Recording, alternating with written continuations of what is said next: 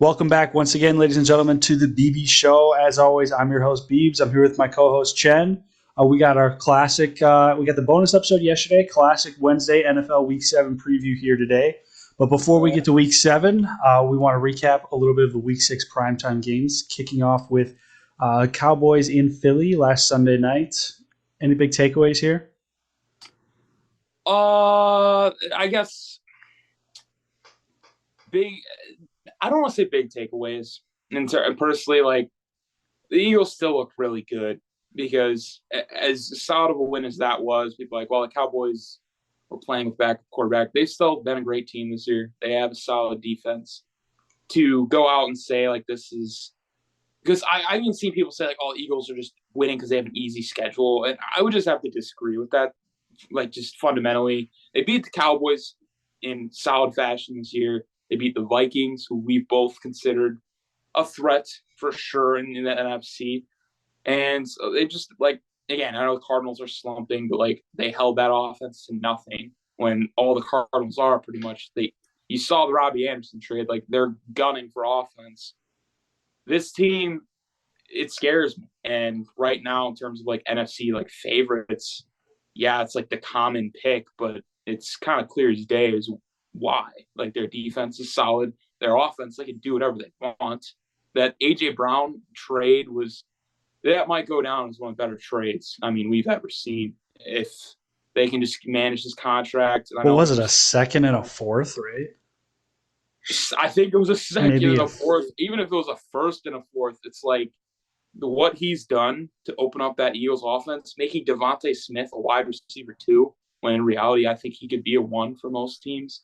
And yeah. then you still have Dallas Goedert, Miles Sanders is doing his thing, and Jalen Hurts. I can't really because I'm a first couple. And again, I will tip my hat. I will give my respects. You Thank called you. it low key 2 weeks into the season. You're like Jalen Hurts he's that guy. I mean, he looks good, and I still have my doubts. It's like, yeah, like I have nothing to take away from him, but from what I saw last year, and yeah, he's improved. But I'm not going to go on and be like, yeah, it's clear right now he's top 5 quarterback in the NFL performance wise. You can't this season. You cannot take that away from him, and people got to respect that. It's plain and simple. So from the Eagles side of things, they did what I think a lot of people expected them to do. From the Cowboys side of things, I don't think you can get upset. Like your defense still did what it did. I think if Dak is in there, it's a different game. I don't know how different. I still think the Eagles probably win that. But at the end of the day, I still have the same outlook for both teams. You know, the Eagles are going to be great.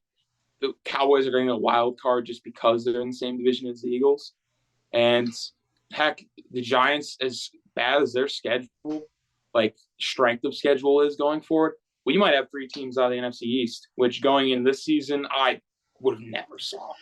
Never Yeah, in a million I years. think at this point, mathematically, it's becoming really hard not to see that happening. Which is insane. Yeah, It's insane. It's called the Giants almost a playoff lock.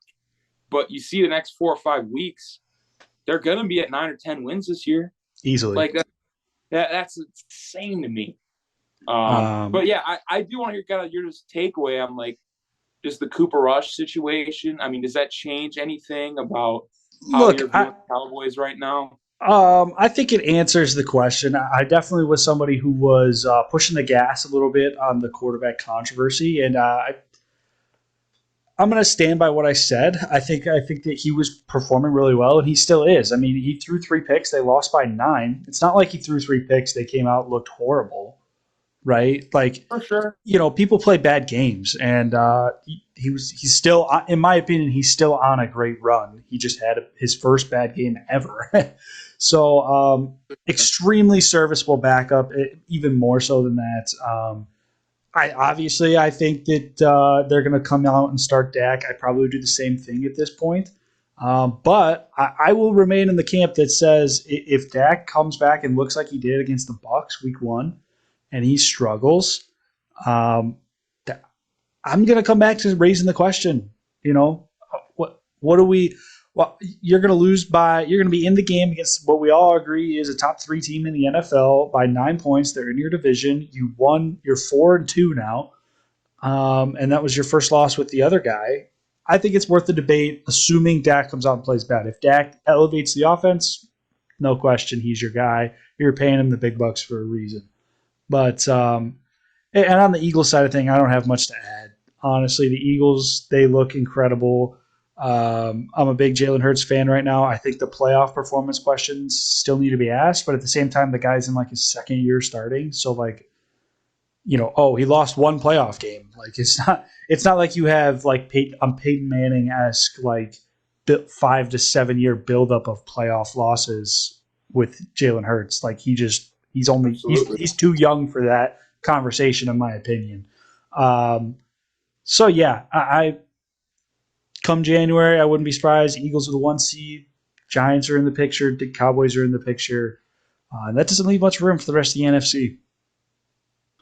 Yeah, and it's almost like the East and West flip flopped. I think going into the season, I know you weren't high on the Rams, but one could reasonably look at the Rams, 49ers, and Cardinals and say like at least 2 of those teams is going to make it in the playoff picture.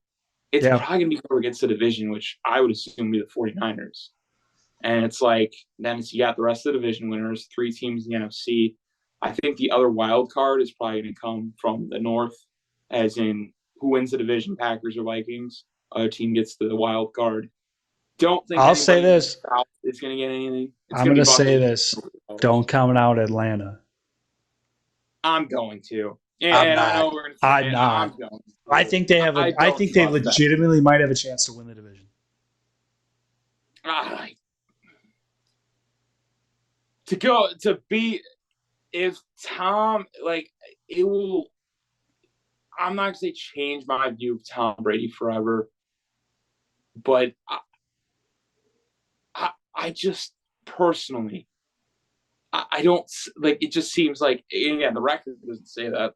It says that they're the same team right now, Buccaneers and Falcons. But to say a team that is literally, the Falcons are so one-dimensional. Granted, it's in the run game, which has worked this season. And I actually kind of have a theory as to why the running game is, I don't say coming back, because successful teams have been able to do it, but it's been pretty much the reason, like, the top teams you look at are good at running football. And that's due primarily to the fact that it went to like a passing league. Back in the 2000s, you'd line up your base formation is 2 corners, 2 safeties. Now it's like 5 or 6 DBs for most teams. Like, you could argue the Legion of Boom had a really big impact with their 1 high cover 3 look. For sure. Just impacting teams to start to go pass heavy against them because you weren't going to run the ball against Cam Chancellor rolling down into the box. That's a very simple way of talking about the schematics, and they were copycat league, right? So then everybody tried to switch to 1 high, and I think it's coming back towards a little 2 high look, which is obviously harder to pass against because you have more people back there.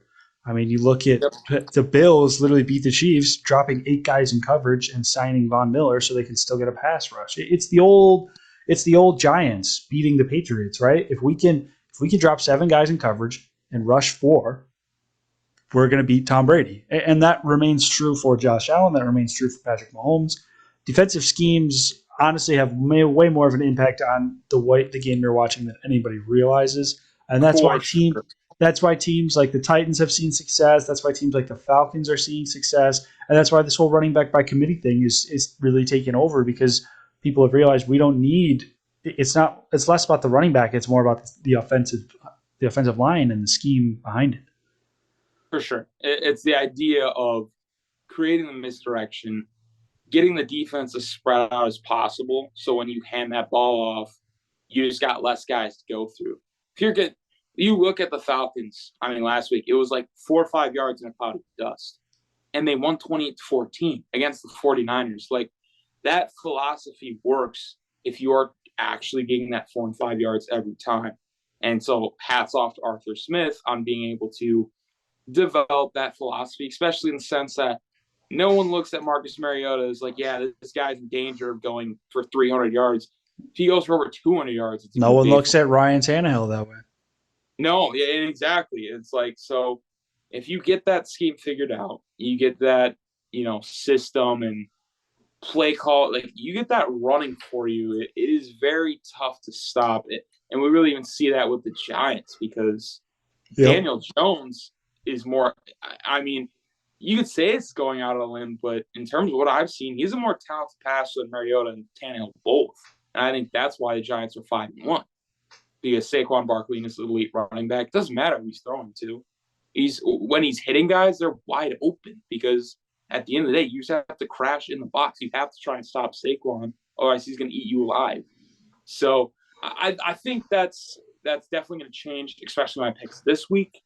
Going forward, I just I don't want to say I had like a revelation, but it's to say, like, I remember probably 5 or 6 years ago, there's people announcing on like ESPN, game day mornings, like, oh, like we're gonna see it in the next year or so, a team not run the ball.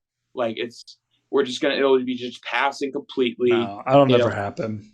That'll never happen. And it's almost swing back the other way. For the successful teams it has. Yeah. So I'm very curious as the outlook for the rest of the NFL, just the way the season goes. You probably saw this stat. I think it was 22% in terms of like scoring. Yeah, for like fantasy football is down this year. Yeah, there's 20. There's a touchdown, an on average one less touchdown a game in every game so far this year through the first 6 weeks of the season, right, compared to last year. Per game, like that, and it's what's crazy to me about that stat is it's so noticeable as a fan. Yep. It feels. I was having that thought. I was like, man, fantasy is, from a fantasy perspective, everything's all whack. But even just like the games feel less. I could just feel they feel less scoring. And I saw somebody say if you put $100 on every under so far this year, every NFL game, you'd be up $1,500. Yeah, you're swimming money at that point. And jeez, you brought up the Falcons being a dark horse. Like, you bet the spread for the Falcons, you've won every matchup this year. Yeah. So again, is it maybe, considering how, I want to say high I was in the Falcons early in the year, but I thought they're better than I thought. Yeah, you were so high on them, and now you're down on them, and I'm high on them. Yeah, now I'm like, all right, this team's a little overrated, and now I'm kind of back to after that 49ers week. I'm like, I don't even know. I think I'm definitely gonna have to just kind of pick by matchup. No, I'll take the hot take right now. They're in the playoffs. Yeah, I'll say it. I can't say that with confidence. Barring injury. But yeah. Dude, they're winning games. They don't even have Cordell Patterson back. They're winning games. That's the thing, though. I mean, Cordell Patterson was a converted wide receiver. Yeah, that's fair. Still wearing 84 for a reason. I don't think. Not saying he doesn't do anything for them offensively. I'm just saying the scheme they're implementing this year, they don't really need him to win games. I think it helps them, like, if they go into passive situations or whatnot, having that versatility, sure. But they are dedicated to pounding the rock, and I can respect it. I just didn't think it would have this much success. And so we'll see how that goes, going forward. Because, I mean, on a different note, the Monday primetime game, Justin Herbert had the most pass attempts ever in a win without throwing like a touchdown. Well, Did you see the I think it was DraftKings, they boosted it before the game. They said oh yeah, now everybody thinks like the NFL's rigged, and I mean, dude, it's kind of a fair argument. It's a fair argument. For those of you who don't who don't know, the odds before the game, I believe, were like minus 17, not 1,700. It was minus 800. Minus 800, which is still a lot for those that are not in the game world. Just for Justin Herbert to throw one or more touchdowns. They boosted that to plus 100, which is basically an underdog. And so everybody threw a ton of money on it because it's like you get your money back. You get your money back and a little bit more. You double your money if he throws a touchdown. And then sure enough, he doesn't throw a single touchdown for the first time in I think he's it's the second time in his entire career. Besides his first career start. It never It's happened so before. It it's never so happened fishy, bro. through 36 straight games. So when that So happened, fishy. very bizarre, very now we're all gonna look weird at Goodell and NFL reps and whatnot. But But yeah, yeah, I mean, I took the under in that game. I take the under in every single Broncos game. They're not going to score, and they're going to not have a bunch of points scored on them. So, yeah, smart um, choice. I'll ask you this question: Did the so you took the Broncos in this game, and this ended up putting me up for the week, but. Was the offense cooking a little bit more? Were you starting to season the ramen noodles a little bit, or was it more of the same for you? In the first quarter, they had one nice drive, and then Russell Wilson decided to just put his helmet on backwards the rest of the game. I'm not really sure how you can go through. And again, I have to fact check it, but I know for like he started like 10 of 10, He did. and he finished the game like 14 of 28. Are you you're telling me you went 4 of 18 the rest of the way through basically 4 more quarters because overtime went to the last like 2.5 minutes? That's not only unexcusable for any NFL quarterback, for a dude you traded for, pretty much transform your offense and paid all this money to, and he gives you one good drive, pretty much a game. Like I think I might even said it last week. I was like, if they don't do anything against the Chargers, Snow pick like list. I'm not picking them ever again. And that because I had hope, and it just went back to the same old crap. And even Hackett benches Melvin Gordon, and now is already saying for week 7 he plans on starting. I don't know where this dude like. I feel like he just puts his schemes and what he's gonna do into like a little like spin generator, and then just spins the wheel before the game, and is like, "We'll try this today." It's like, bro, look at who you're playing, look at who your personnel is, and utilize them. I love Latavius Murray. He's had some great games or whatever. They got him last week or so, and he was their leading touches for like running back. I think he might have had the most. He had like 15 carries. I think Russ Wilson had 14 completions. Like he actually got the most touches, and I'm pretty sure I saw him in London on the Saints like 2 weeks ago.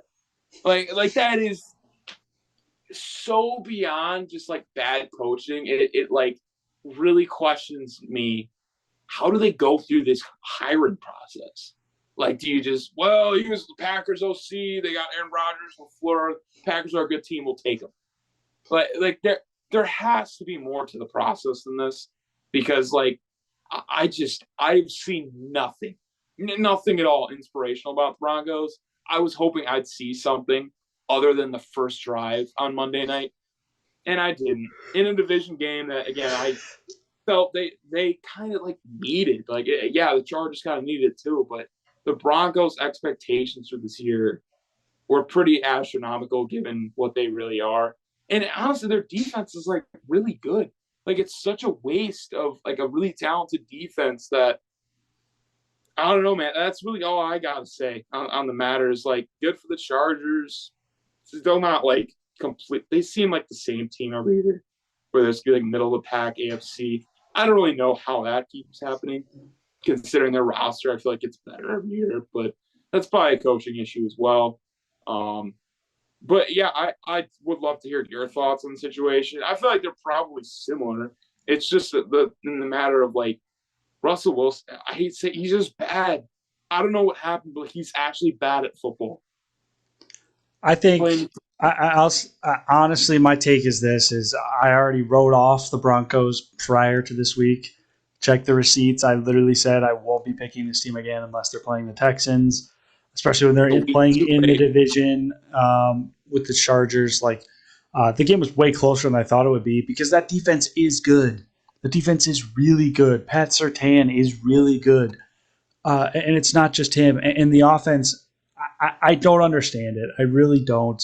They lost their best player. Javonte Williams is out for the year, but it's just like, look, I know, and the Seahawks were bad on offense last year too, so it makes you really start to question, like, man, did this guy really just fleece $37 million a year from from the Broncos to just not even be their quarterback in 2 years? Like, it's a genuine question. But I think Hackett is more of a problem. You alluded to it. I think he's more of a problem than Russ, in my opinion. I think it's actually the core. I think he's just not fit to be a head coach. I think it's the bottom line. Right. He's not fit to be a head coach. I think some guys are better as a play caller, and I've said this. As for the Chargers, gritty win. These are the games that Chargers in the past usually don't. They find a way to lose, especially in the division. So good for them to just find a way to win. I know they got lucky with the muff punt, whatever you want to say, but look, rules are rules. That was the right no call. I know there was some debate over that, but he hit his own teammate. That's on the teammate for trying to block the guy right in front of him. But yeah, shout out Dustin Hopkins. Like, bro, on half a half leg, literally falling over when he's kicking this thing. I mean, shout out Dustin Hopkins for a career performance and a W. But it was a fun game to watch. I'll say this: that was the most entertaining Broncos game, primetime game to watch. That wasn't because of the Broncos, but I just like watching Justin Herbert play. I like watching the Chargers, and I did have a lot of fantasy game matchups riding on that night. So I was obviously locked in, but yeah, I don't have much more to add. If you want to go, we can go to Fantasy Frenzy if you want. Yeah, no, we can definitely move on. Yeah. The last thing I got to say is Dustin Hopkins is that guy, man. You put on – if you have a pulled hammy in either leg as a kicker, like, that makes it more difficult. Your kicking leg stinks. Your planning leg stinks. Like, it's going to affect – in fact, he hit a clutch kick, and he went 4 for 4 on the night. Tip the hat, because now he's out for the next couple of weeks. Yeah. And he's going to let that thing heal up. So, Dustin Hopkins, legend, but you're going to be missed. Definitely for the Chargers, who have had historically bad special teams for a long time. That's well said. All right. Well, you know what? I'll save that. We'll do a quick recap of last week's Fantasy Frenzy. Final results. For those of you who don't remember, I was down by 4 going into Monday Night Football, and you still had Austin Eckler, and I had nobody left. Asterisk on the week, I did take Jonathan Taylor. I got a 0 on my squad, so that hurt because I scored 130 still without him, which is a solid day. But you ended up taking a win. You're on a 2-game win streak. You had 162. I had 133. That brings the overall total. That brings the overall total to. I still have 474, and you have 464. So I still have a 10-point lead. But you have one more win, and you have definitely closed that gap from the 80-point lead that it once was. And then I'll do a quick read off of the names from last week that we cannot pick. So Josh Allen, Kyler Murray, Jonathan Taylor, Christian McCaffrey, Ramondre Stevenson, Austin Eckler, Diggs, Hollywood Brown, Kupp, Tyreek Hill, Ertz, Andrews, Kelsey, Mike Evans, McPherson, Graham Gano, the Bucks and Rams defenses. Noted. So with that being said, I once again do have the first pick. And I'm going to go ahead and grab I believe he's RB2 right now, but I'm going to grab Saquon. I think he's been rolling. They've got a nice matchup against the Jaguars, not Chargers this week. And I don't have much explanation for this pick. I think it's pretty obvious why I like it. Oh, yeah. No, and he was definitely on my radar. And, that doesn't really make things crazy for me. I still want to get my skill positions out of the way. That's leaning towards either running back or receiver. I will go with receiver right off the bat because I honestly think he's probably on your list. And that's Jamar Chase. I think at the end of the day, we saw last week, he's on the up in terms of his production. They're not using him as that stupid decoy idea anymore. And hopefully, even if the play calling is still bland, he still gets the volume and ultimately the yards and touchdowns, which is all I care about. So I'm going to go with Jamar Chase as my wide receiver 1. Get that knocked out. All right. I'm very interested to see what position I want to go here. Um,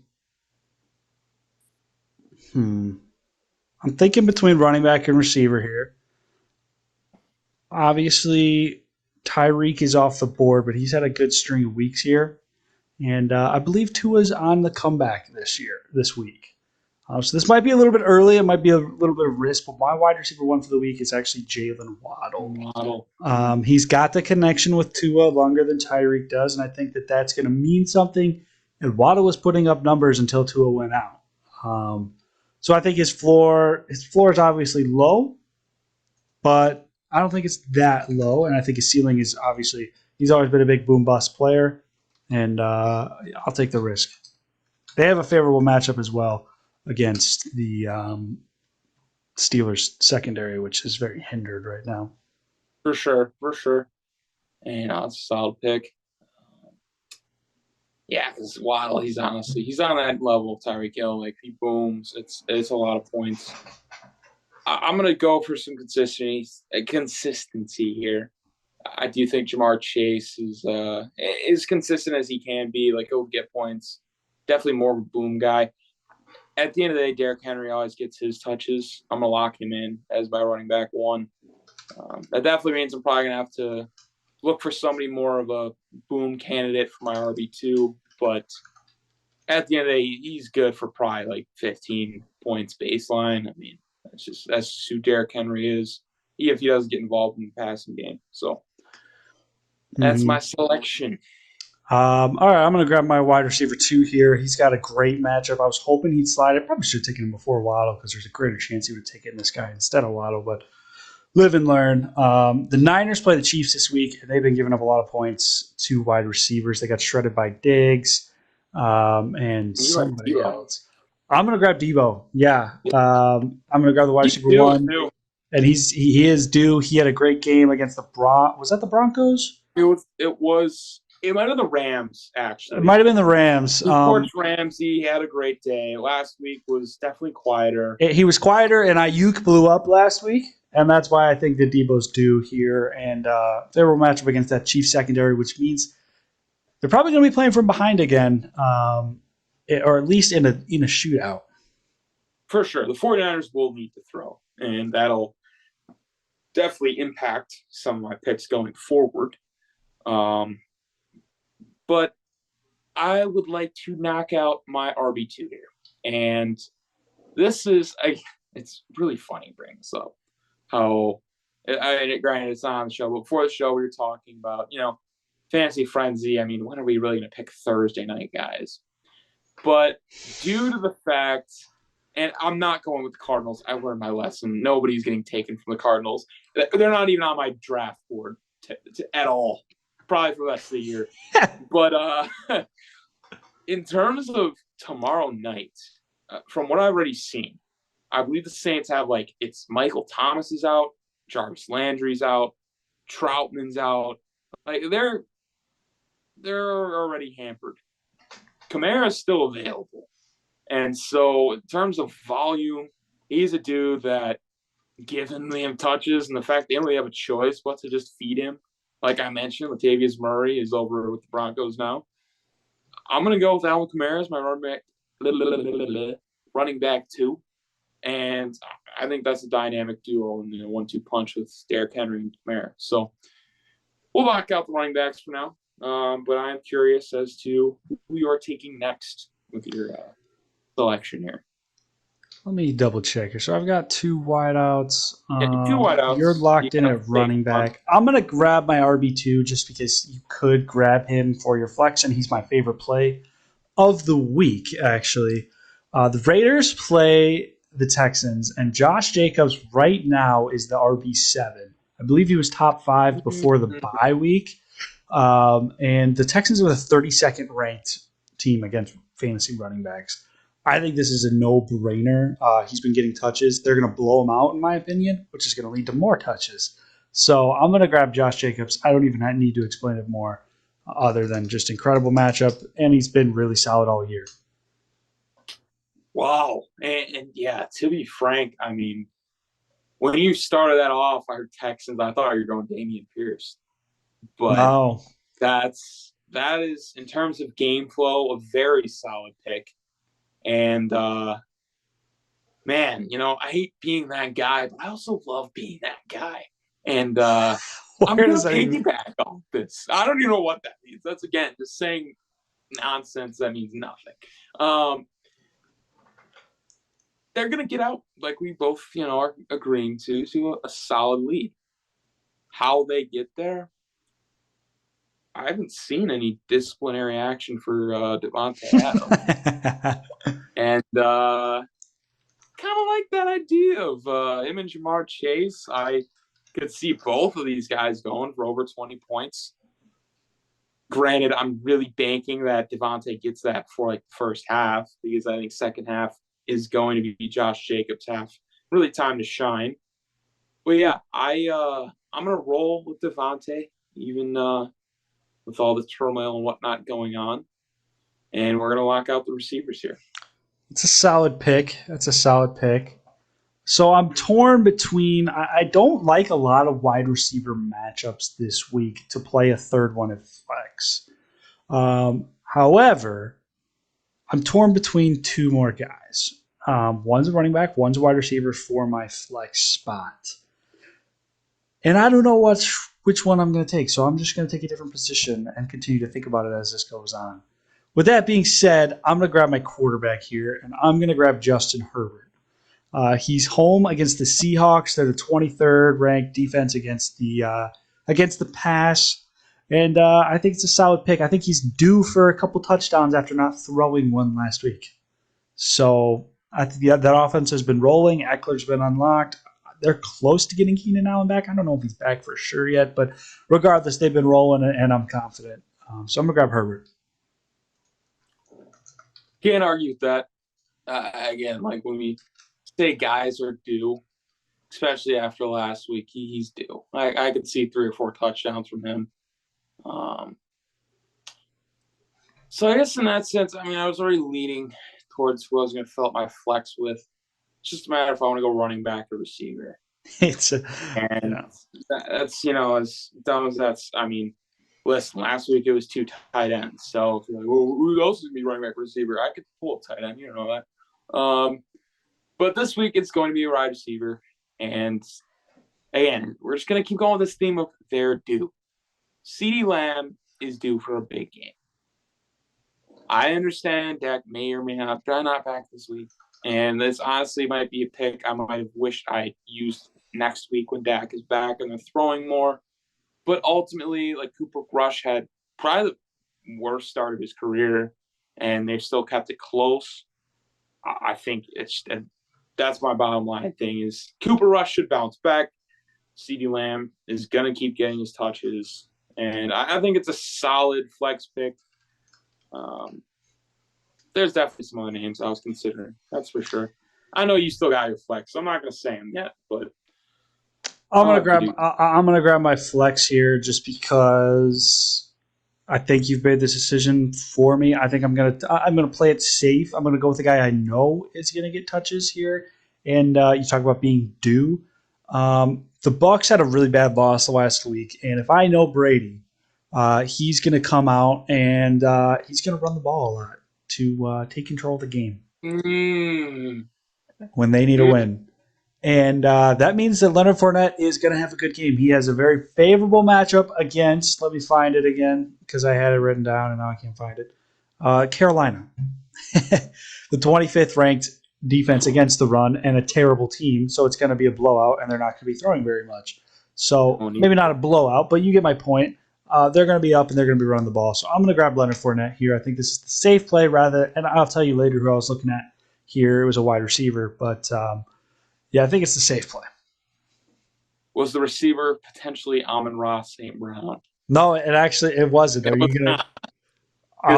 You're locked out. Him or CD, and I was like, maybe I go. It was. I guess. I didn't realize you're locked out at your wide receivers and flex. It was Michael Pittman.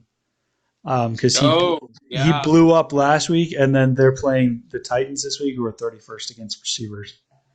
Right, yeah, their corners are so bad. So yeah, that's a very intriguing option, and honestly, it was not on my radar for this week. Um, but then, yeah, so now I got to really think here. Do I lock out my quarterback or go tight end? My thing is with tight end, we used a lot of good ones last week. So, like, anyway, this is going to be a toss up.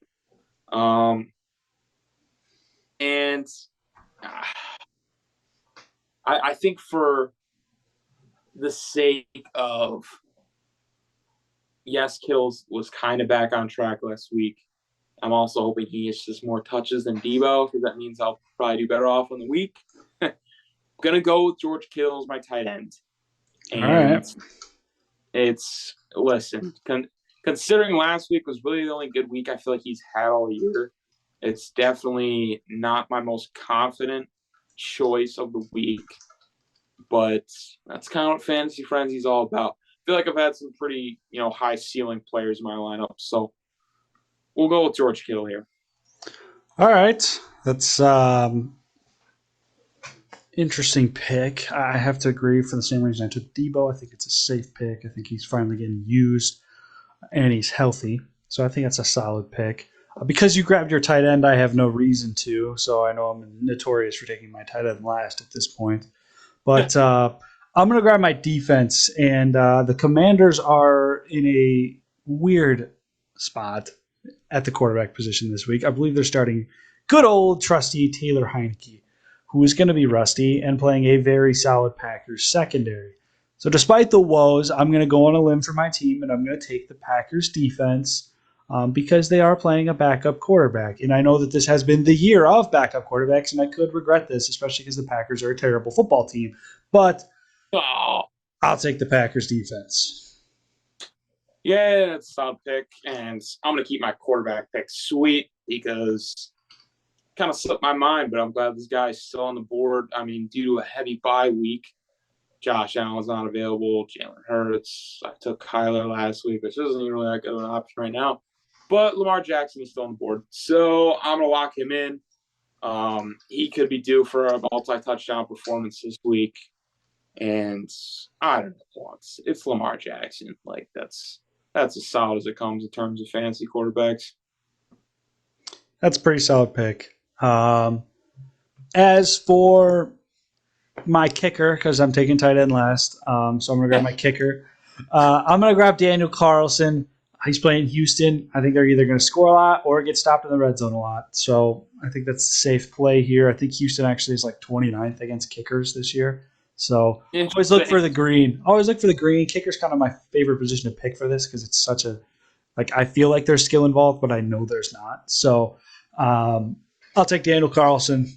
Just between him and Tucker, but Carlson's technically got the better matchup. Yeah, and no, I like my guy, Daniel Carlson. He's a good kicker. He's kind of up there like Graham, ranks of the world. Defensively, just gonna go with the easy selection. I mean, you alluded to it with Leonard Fournette. Panthers stink, man. Bucks was picked last week. It was picked last week. Yeah. Jeez. Okay, so that means I'll have to go to my backup defense, which will be the Denver Broncos. Oh. Just due to the fact they are. That's really the reason they're not like 0-6. That's a fair assessment. If we're being quite honest, I mean that I don't know exactly who they play this week. I just know it's a solid defense. They're not going to do me any wrong. Buccaneers, I just have hopeful for the matchup, but obviously they were used last week.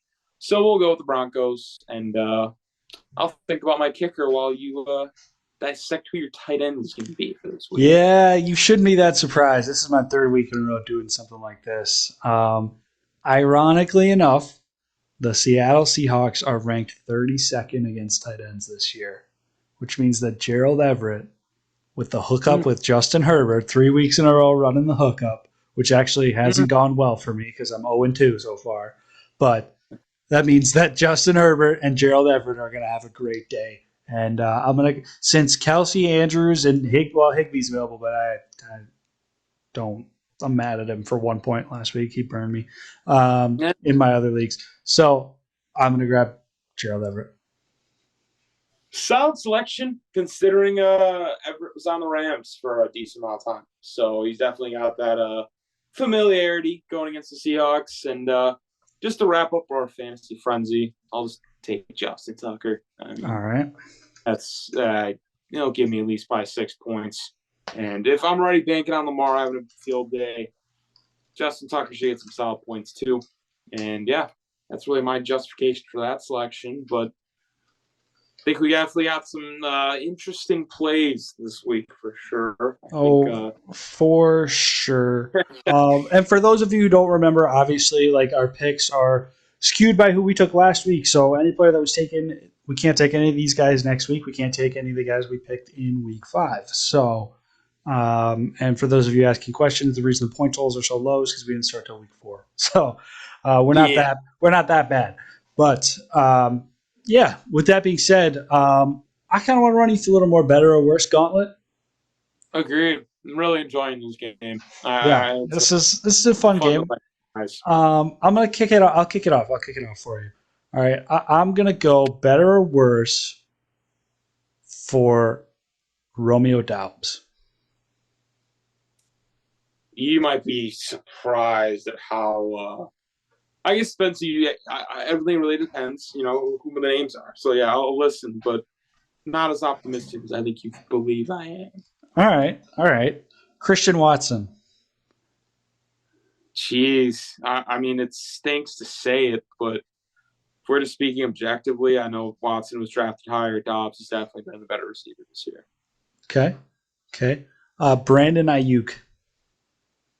I would much rather have him on our team right now than Dobbs. Okay. Let me think about the best word. Chase Claypool.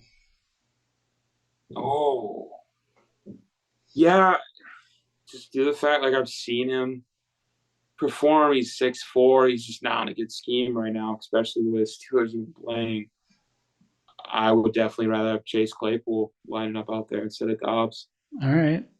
All things considered, Robbie Anderson. If we played, oh jeez, I gotcha.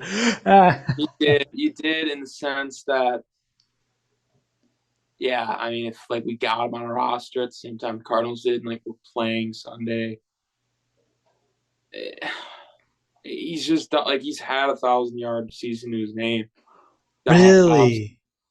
As bad as like I don't like he was able to make it work with the Jets. He got 1,000-yard year with the Panthers. Didn't look great last year, and obviously the season has had turmoil. But he's a big dude and he's fast. I see more explosiveness out of him. Like his bottom line is like as consistent as Dobbs is. I feel like catching the ball in terms of like the young guys and receivers we've got. I don't want to say he kind of lacks a bit of the explosiveness in terms of some of these other guys that are being brought up. So as tough as it is to say, it's not like I'm a fan of Robbie Anderson. It's just like as a fan of who I'd like to see Rodgers throwing to, I think Robbie Anderson would do more for our team. Interesting. That's crazy. Yeah, I'm not that high on Romeo Doubs. I think he's overperforming due to being a 4th-round pick, but all right, two or three more. Jacoby Myers.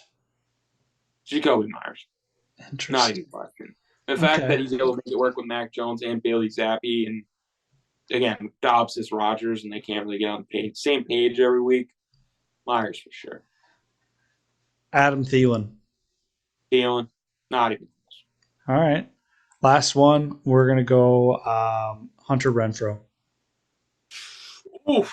Yeah, and oh man, because physically Romeo Doubs is more gifted, but again, like we've seen Renfrow be better. We've seen Renfrow prove it. She's gonna be kind of like a mini Edelman, and it's ultimately I feel like what we could really use right now down in Green Bay. You were right. You're not as high on Romeo Doubs as I thought you were.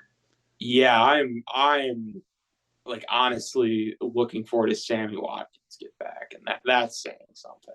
Jeez. I saw him honestly show the most flash against the Bears than anybody has for us receiving wise all year.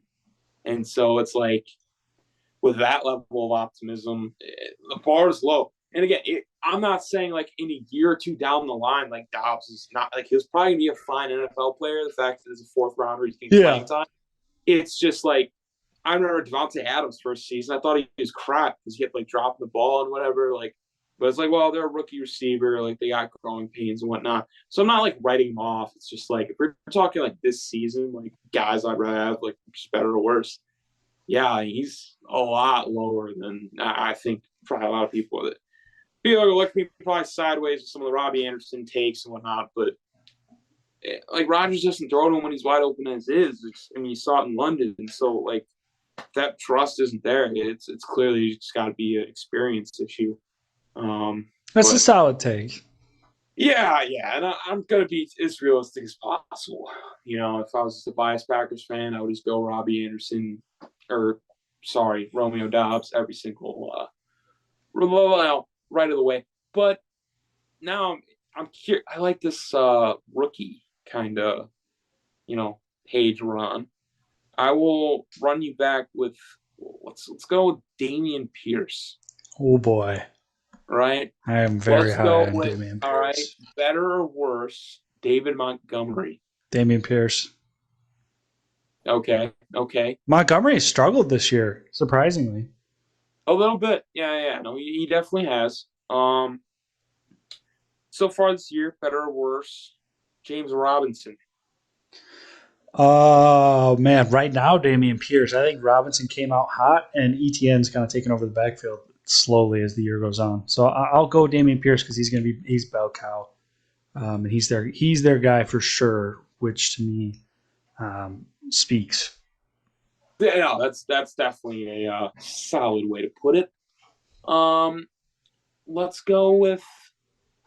go Dameon Pierce and Ramondre Stevenson. Pierce has won that backfield. Like if Damian Harris didn't get hurt, we wouldn't be talking about Stevenson at all. Like to me, Stevenson is a product of the Patriots, and Pierce is a product of Dameon Pierce being good. If that makes sense. Fair, very fair. Because we like this conversation wouldn't even be the. I actually really like Stevenson. I think he could be their bell cow back. I think he's proven that, but they're not going to let him do that. And Dameon Harris is solid, and so I don't know. There's a little bit to Stevenson's success that to me screams a little Jonas Gray-esque, but that's just me. No, I mean, given the Patriots' history, I mean, they can kind of utilize any running back, it seems like, especially in that Bill Belichick system. I got two more names for Dameon Pierce. First one, A.J. Dillon. Pierce. Dillon looks horrible this year. He looks horrible. I would say he looked horrible last week, but I feel like the beginning of the year he was like 4 or 5 yards a touch. Again, though, you're asking about an RB2, and Pierce, I know the Texans are bad, but Pierce could be an RB1 in probably over half the league. A couple teams, yeah, no, that's a solid point. Yeah, I guess just for my knowledge, they go head to head on Sunday. Dameon Pierce, Josh Jacobs. I mean, how high are you on Dameon Pierce? We put him in like that top 15 already running back, group, or you still think he's below that level? I'm not sure either way. I'll go Jacobs. Fantasy wise, I'd go Pierce. Actually, I took Jacobs for fantasy frenzy over him, but for the matchup though, yeah, I'll go. I'll lean Jacobs right now, but man, that's close. That's close. Yeah, because Jacobs finds success in being the second choice. It's a pass first team, and he finds success in taking advantage of defenses that are running or preparing for the pass. Because Devontae Adams, Hunter Renfrow, Darren Waller. Pierce is like, oh yeah, we got Davis Mills and 30-year-old Brandon Cooks. Yeah. We're going to give it to this 22-year-old guy, and he's still going to get 100 yards. So I think what Pierce is doing is honestly more impressive, but I'll go Jacobs because he's more established. Fair. He's a fourth-year starter, third or fourth-year starter. So yeah, and he's been consistent. Oh, that's good to know because ultimately, and again, I think Pierce his rankings just going to keep climbing as the season goes on. I mean, we we could very well. He was drafted a lot higher, considering I think pretty sure Arian Foster was undrafted, but we might want to see one of those like, just oh crap! Now this guy is a staple of fantasy. He's gonna be a top 10 pick next year if the season plays out, in his favor in the way it has so far. I mean, I'm surprised you didn't. I'm surprised you didn't ask me about Breece Hall and Ken Walker. I knew you would say Dameon Pierce over Kenny Walker, just due to the facts. I figured just because Kenny Walker's only played a game or so, and I probably would have said that, but I will say like Ken Walker looks really good. Oh, he does, and Breece Hall looks really good. All three of those guys, I feel like can be interchangeable. That's why I was like, I kind of know where their value is, so I didn't, I guess, want to. I mean, if you had to rank them 1 through 3, what would off the top of your head be? Okay, rank them based on what? Like who I would just rather overall, have. Like if I was a GM, play this season. I got Pierce, Hall, and Kenny Walker. I'd go Hall, Pierce, Walker. Okay, then that's fair. I just think because Pierce is just literally held. However, I do want to get this out there though. By week 18, it might be Walker on top because I don't think that Rashad Penny may ever play another snap again for the Seahawks. I think that they found their guy. He's going to be their guy for the next however long his lifespan is, and they're solid there. Now they're going to go build. They're going to build around him. No, and I think that's probably the case for the it's the case for all the other guys too. But I just think Walker he stands out to me as the best runner of them all. He's the funnest to watch for sure. I think Pierce is a little more put your shoulder down power guy and a strong runner, and Hall somewhere in the middle and just a playmaker. But it's crazy how this was supposed to be such a strong wide receiver class, and now we're sitting here talking about the 3 running backs being the best 3.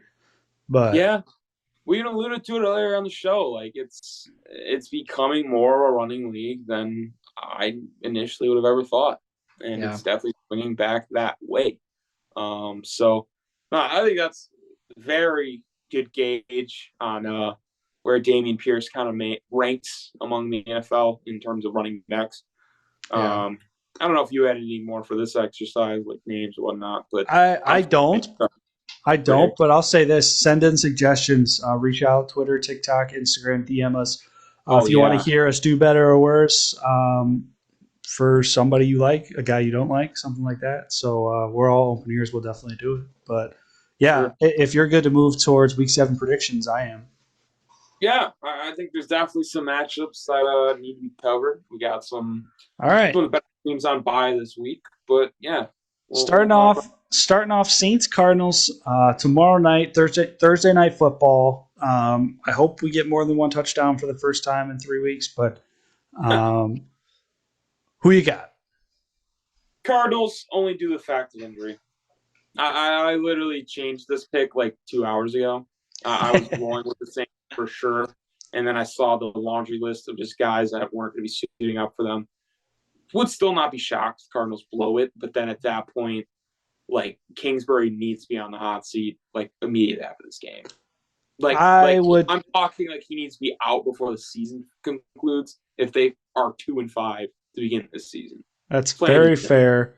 There is a laundry list of reasons not to pick the Cardinals in this game, starting with early access. Modern Warfare 2 is live, I think, tomorrow or something. But I am taking the Cardinals. I am taking the Cardinals because Dalton is out, and I don't even know for sure if Jameis is playing. So that leaves Taysom Hill. He was up last week, and I would assume he probably tries to play this week. I just don't think he's going to be 100%. And the other injuries, it's not going to help him that he doesn't have Mike Thomas, he doesn't have Chris Olave, he doesn't have anybody. I'm going to take the Cardinals just based off of that. But I do agree. I've been slamming Cliff Kingsbury all year. If this goes south, we might have a Matt Rule situation here. Get him out now. But I hope they do because it'd be best for their franchise. But both taking the Cardinals.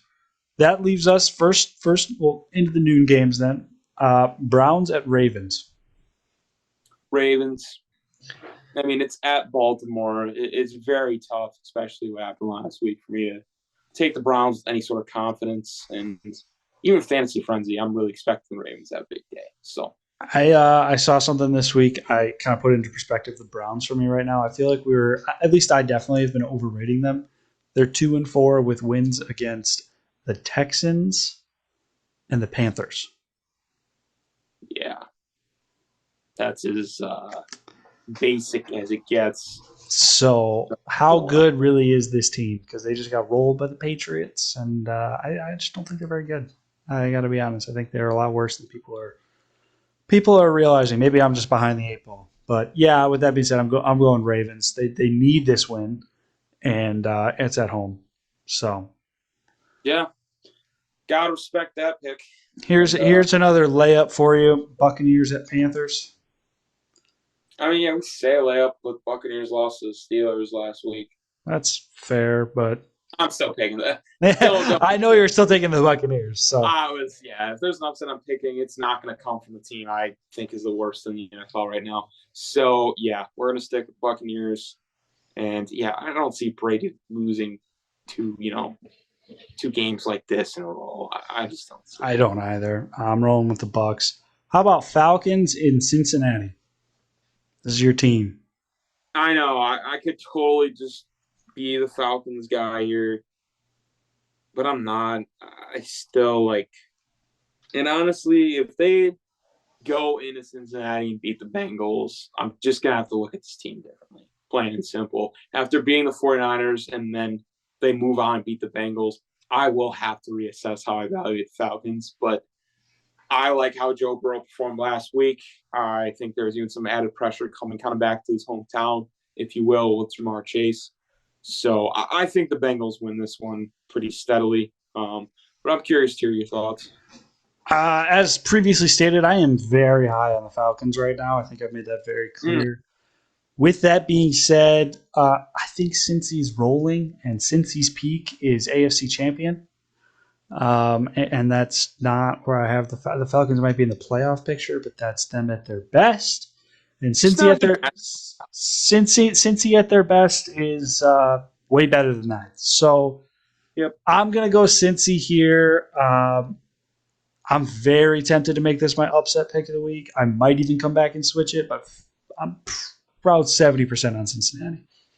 And just to reaffirm, I mean, because, normally I like the disparity here, but like the Bengals, this is kind of, I don't say a nightmare matchup for the Falcons, but just the way the Bengals play, like they could very well get out to a 14-0, 21, like pretty quick and just have some big plays in the passing game.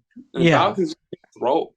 Like if they get down too much and they're resort to throwing, it's going to get ugly. So we're really kind of banking on the fact that the Falcons keep it tight right away and throughout the game.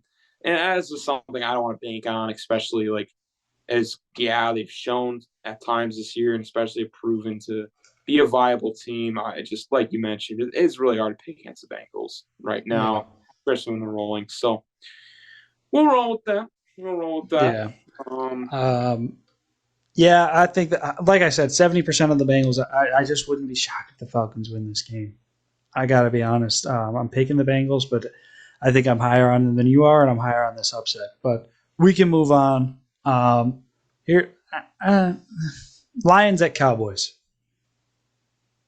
Dak was a full participant in practice today. He is, I believe, making his return.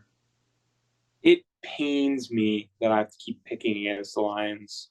Like I just hoping they get like a matchup at home that like it's reasonable for me to do, but I just can't. I gotta go with the Cowboys. Even with a bad Cooper Rush game, they were still in the game against the Eagles, who are the best team in the NFC. Would be mind-blowing if the Lions pulled this out in Dallas. That's just my opinion. Honestly, see, this is another one where I really want to do it because I think the Lions offense rebounds here, and if the Cowboys offense slips even a little, they could win this game. But I just don't put that much. When I say Lions rebound, I say like 28 points at the very most because that defense is really good. And Micah Parsons is going to wreak havoc. If you get Jared Goff off his spot, it's a problem for Jared Goff. So they're that good, and I wouldn't be surprised if they copycat that Patriots thing, and the Lions offense may have been figured out. So it pains me to see them go 1-5, but I got to pick with Micah Parsons. He's kind of one of my favorite guys to ride the wagon with right now.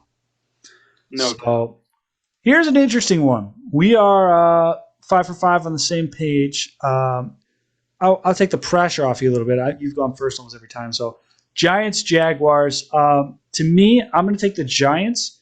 This is a team. The Jaguars are a team, a tier of team the Giants have proven capable of beating. And if they're going to continue to prove to us that they are better than we think they are, they got to win this game.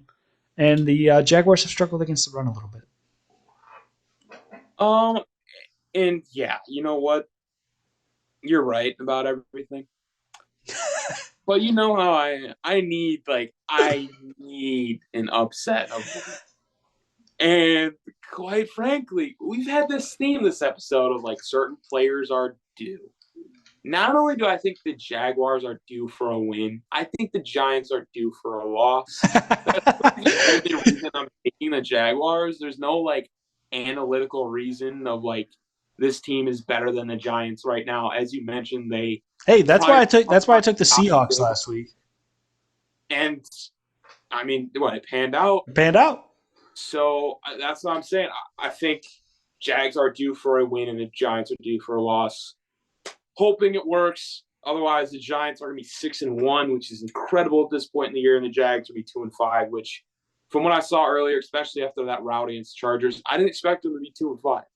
I thought they'd kind of pick up some wins, and honestly, the first 2 weeks, I probably would have thought they'd beat the Giants at this point. But going with the Jags, I think this is a solid pick, in my opinion, because I think you have a team that's better than the record shows and a team that's worse than their record shows. For sure, it screams like could be. I'm still taking the Giants, by the way. Yeah. We're at home, so it's like, going out on a limb here. But all right, I have to. Going down the line again. I can't believe I'm going to do this. Packers in Washington against the Commanders. I wanted everything in me wants to pick against the Packers. Every single ounce in me. I can't bring myself to pick Taylor Heineke. It were any other team, if it were the Packers right now are capable of beating 3 teams in the NFL in my mind. That being the Panthers, the Texans, and Commanders, and the Taylor Heineke led Commanders. And so, the Bears. Oh yeah, and the Bears. We own the Bears, but that's about it. That's as far as the list goes. Where I'm confident as a Packers fan, and if Carson Wentz was playing, I might have had this as my upset pick of the week, and I don't even think it would have been that big of an upset pick. But I gotta go Packers here. But again, wouldn't shock me if I'm wrong. And yeah, because it's like, how many weeks are we going to do this? It's been Patriots was supposed to be an easy win when it went down the third string, and then when overtime we win. Should have been an easy win against the Giants. Wasn't. Should have been an easy win against the Jets. Wasn't. Should be an easy win against the Commanders. Probably won't be. But I'm just assuming we at least win the game.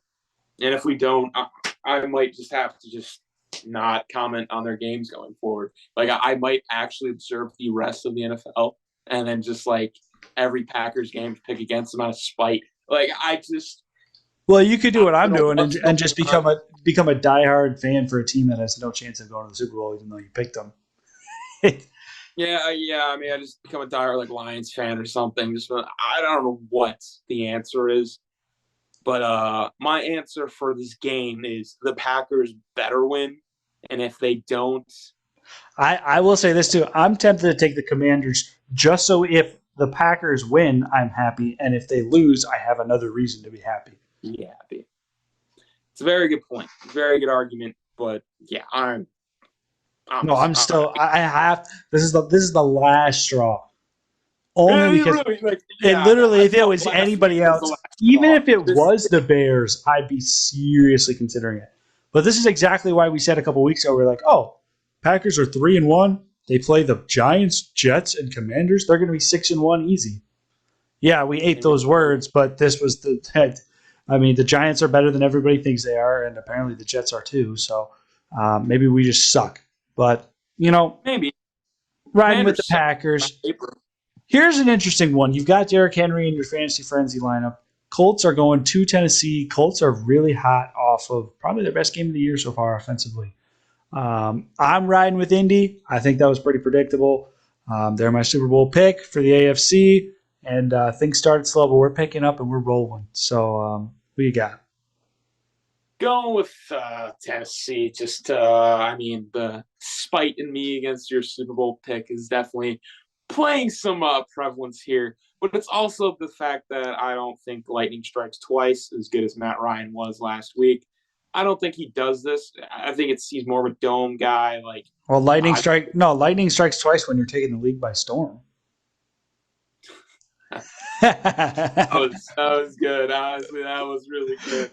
And honestly, if John Taylor's back this week, which points, no, he's practicing. I believe the signs are pointing to he probably could be, but it's a division game, and quite honestly, those I feel like could be a toss No, up. the Titans have dominated the Colts. Well, they split the series, I think, last Like year. it's yeah, these division games, it's like so I'm gonna take the Titans, but I'm not shocked either way. Where this game goes. It's more just discrepancy's sake, and the fact that I have Derrick Henry on my fantasy team. Like I'd love to see the Titans win, and I don't know. That's just I'm going with it. A Derrick Henry field day doesn't surprise me here. I'm not. I'm not gonna lie. But moving forward, kind of a layup here. They're my division pick, not looking good. But I did say I expect the Raiders to be 1-4 with a close loss to the Chiefs, and that's exactly what happened. And now they play the Texans. So I'm taking Vegas here. I don't think you're taking the Texans. No, and we've kind of been lacking a game this year where it's like 40 to 14, like big blowouts. This might be the day. I think this might be the day. Yeah, yeah, I think I wouldn't give him 40, but I'd give him 14. I'd give him 20. Margin of victory, that is. Oh, margin of victory. Yeah, I think honestly the Raiders probably get up to like 35. That wouldn't shock me. If it's like a 35-20, 35-18, or 17 or something. Yeah. Something weird. It could be one of those games. So look, this is a team that should have beat the Chiefs. They had it on the ropes. Up 17-0. Ropes. Like yeah, they got if they can figure out how to finish games, and this is a great team to do that against. The Raiders, I think everybody's kind of in agreement they're better than 1-4. It's just a matter right now of playing catch up and trying to. They're gonna have to win every game now to get back to 500 to have a chance to make the playoffs, right? They can't lose a game like this for sure. And like you mentioned, like Texans, like they got the games on the schedule to make those games up. Yeah. And even I saw power rankings today. Packers were at 15, Raiders were at 16. And I would take the Raiders over the Packers. That's what I'm like. It's at least you think the Packers are going to be up 17-0 in the Chiefs? In what world? In a world where they play their like first half football for the entire game. But I digress. I really do believe enough on the Packers. We're both taking the Raiders. The Raiders should roll, and honestly, this should be the start of a winning streak for them. All right. I want to see if you have I don't even know who's favored in this game, but I want to see if you have the guts to do it. See if you're a man of your word. Jets are in Denver. I'm rolling with the Jets. I put Denver on a no-pick list way back when, and I'm sticking to it. What time's the game? What time is the game? Yeah, I believe we're in the afternoon. If it's prime time, I refuse. I'm not considering the Broncos if it's in prime time. I refuse. But I think this game is closer than people think because of the Broncos' defense. But I just don't. I'll let you pick, and then I'll say why I'm taking the Jets because I don't want to talk. Oh, I want you to take the Broncos. I feel like I've made that very clear. I know you do. And I feel like I'm walking right into this stupid trap every single week. But it's like I picked them against the Chargers, and it did make sense. And personally, I feel like the Chargers, record may not show it, are a more capable team than the Jets. Oh, it like I can't even get the words out of my mouth because I don't want to pick the Broncos, but like I know it's just like with the Falcons situation. It's like I'll kind of pick them, and then when I stop picking them, they'll start to win. I So think I I think you know need I to say said it. it. I want I to was like, hear it. I'm not picking the Broncos again. No, I want to hear you say it. They're on the last of like their last straw got broken in half. I used that half straw last week, and now I'm on to like this little like portion of a straw that like plain and simple, if they don't get it done, I'm just gonna swallow it and forget about it. Like I'm not I will I am putting my foot down right now on this episode, Wednesday, October 19th. If they lose to the Jets in Colorado in their home stadium with Broncos country, I'm out. They're 2-5. I don't care if I miss the picks against them the rest of the year. I'm not picking this team again. But for today and for some no good reason other than the fact like they're in home, they have that defense. I think will give Zach Wilson problems. That it will stop the run the way the Packers couldn't.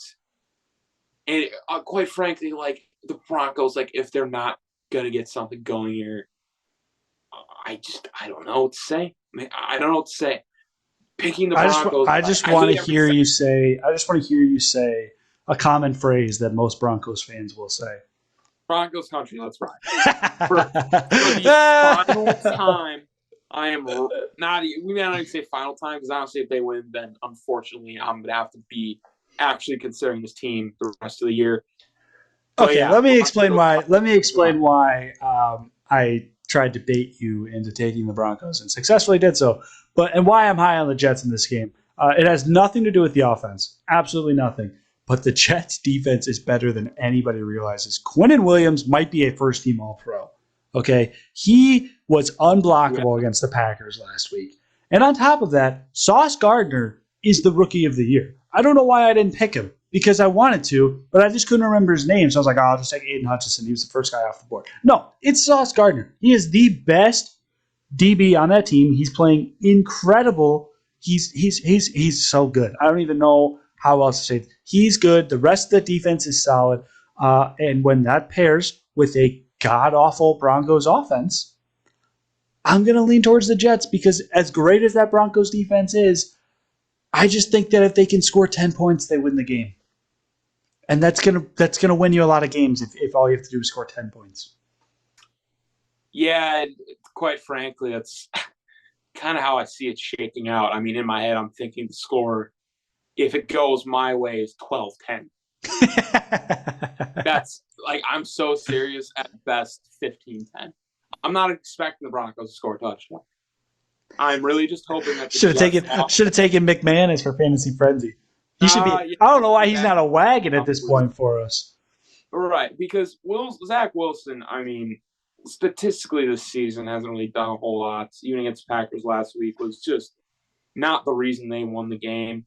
And I think the Broncos defense would definitely give him problems. It's more of just can they stop Breece Hall?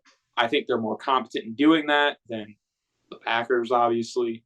So that's what it comes down to is like which team is going to break above 10 points first. And you think Jets, I'm hoping Broncos, but like I said, we're beyond the final straw. I'm probably gonna regret this the second we end this call. I'm gonna be like, why did I even do that? All right, you know what? We're moving on. Yeah. Before you change, Keep the ball rolling. Chiefs in San Francisco. Chiefs in San Fran. I mean, both teams are coming off a loss, and I just think for that reason, even though it's in San Fran, Niners can sometimes be stout on defense. I'm just going to – I don't think the Chiefs lose two in a row.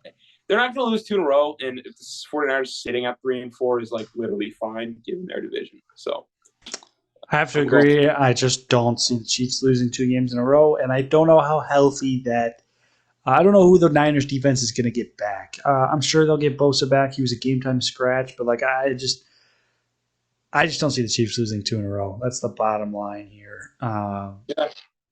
So I'm going to take the Chiefs.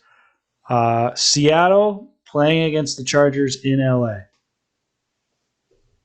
I'll go first because I think I'm closer to picking Seattle than you are. I'm going to go against them. They're a wagon for me at home. I love picking them. If this was in Seattle against a middle tier team, I don't think the Chargers have what it takes to go into Seattle and win. The Chargers, I might talk myself into taking Seattle again here because the Chargers just barely snuck by the Broncos. But I'm riding Herbert and Everett in Fantasy Frenzy. I think they're due for a big offensive performance against a mediocre defense. Yeah, I'm going to agree with you. I don't. The Seahawks are, I'm not going to say in the same ballpark as the Falcons because I do think they're probably a better team, especially the way Geno Smith is playing. But it's a matchup thing for me. And like you mentioned, I just think the Chargers are probably going to do their thing here. If it's in Seattle, I actually would agree with you. I would go the other way. I don't. If it's in Seattle, I'm taking the Seahawks. It's just a matter of I think this is going to be a close game, and just due to the fact it's at a neutral site, I'll roll with the more talented team. That's really all. That's fair. We have 2 stinkers, I believe, for Sunday and Monday night. I'm not going to lie. Of course. Steelers in Miami. I think Tua is coming back. I'm going with the Dolphins. Steelers are on a no-pick list. I don't care if they beat the Buccaneers. I'm going with the Dolphins. I figured. And then Bears in New England. This defense, to me, this defense shut down the high-powered Lions offense, and now the Lions are in a drought and a drought a little bit, or rut. I know they had a bye and no DeAndre Swift in that game, but I think that this defense is better than people give it credit for, and I think that the Patriots are going to go on a run here. And I wanted to pick them last week. I talked myself out of it. I'm not doing that this week. No, yeah, Bears aren't scoring a touchdown on Monday night. Plain and simple. That's my bold prediction. Probably not even that bold. Just given how the Patriots performed defensively this year, gonna roll with Patriots as well. I'm never gonna take the Bears really anywhere, and especially on the road going to face Bill Belichick the way that offense looks. No, some of these, honestly, given our picks, I feel like some of these were kind of like no brainers, but we even kind of thought that last week. We've said that before. We have said that before. Yeah. Can't say we've been here before. Yeah, exactly. There you go. So before we close, a quick recap of Week 6. I went 8-6. You went 6-8. That puts us both tied, 45 wins, 49 losses on the year. This week, we only have 3 different picks. We were similar on 11 of 14. So those 3 were, let me pull it back up. Those 3 picks were the Giants. I have the Giants, you have the Jaguars, I have the Colts, you have the Titans, I have the Jets, you have the Broncos. Other than that, we're good across the board. So very interesting shakeup here. The fact my fate for the week lies in the hands of not the Titans, but the Broncos and Jags. This has got to be the diciest I'm feeling at the moment. But honestly, if I can come out 2-1, that's 1-2. I'm all right. It's just a lot of these games I feel like we're just clear cut, and then the ones that were kind of I almost had to make almost like unclear cut, if that makes any sense. Like, not talking myself into them, which is scary because it never goes like that. It never does. Yeah, I have a feeling a lot of our picks that were similar, we're going to get burned on because that's just the way the NFL works. Main season. Yeah. Any other closing thoughts? Closing arguments? Takes? Closing remarks, and honestly, I'm going to make sure to do this at the start of Sunday's episode, just because I don't know not everyone's going to be able to tune in for this long of a time. check us out on like everything, like YouTube, TikTok, Twitter, Instagram. I understand some people, this hour plus long podcast is not for everybody. I understand it is for a genuine majority of people that they got long drives, they're at work all day, need something to listen to. This is great for you. But those people that, you got class all day long, you got a busy life, you're just trying to see takes on your free time, TikTok is a perfect place to go. The BB-Scho, you look us up. I think there's probably a little dash in between. Obviously, again, we're going to have a more formal, advertisement, if you will, Sunday, just to get the information out there. But we have short form check it out. takes on YouTube, short form takes on TikTok, and feel free to interact with us on Twitter and Instagram as well. But we'll love feedback, and we will definitely incorporate any questions and whatnot. We'd love to get like the Q&A panel kind of going, at the end of the show or whatnot. That'd be a really good addition to the BB-Scho. Have to agree. That's all I got for tonight, and we got more basketball going on. And go Bulls tonight. Tough draw against the Heat, so I'm not very confident. But you never know. It's the NBA. So. Levine. And no Levine, which means DeMar could go for 35. So be entertaining. We'll see. Christian, always fun. Hope you have a good one, and we'll be in touch. And we'll be back Sunday with our Week 7 recap. Other than that, as always, have a good one, guys, from the BB-Scho. Yeah, take it easy.